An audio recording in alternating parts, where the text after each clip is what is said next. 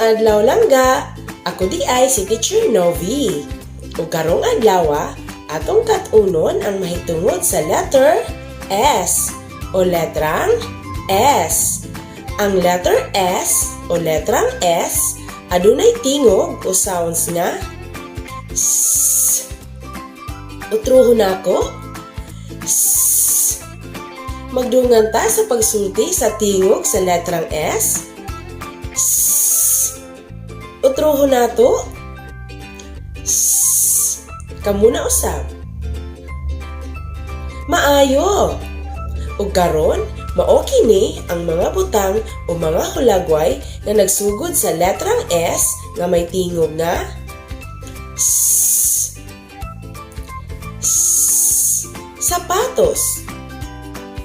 S. Saya. S. Sudlay. S. Sabon. S. Sibuyas. Ug daghan pang mga butang ug mga hulagway nga nagsugod sa letrang S nga may tingog nga S.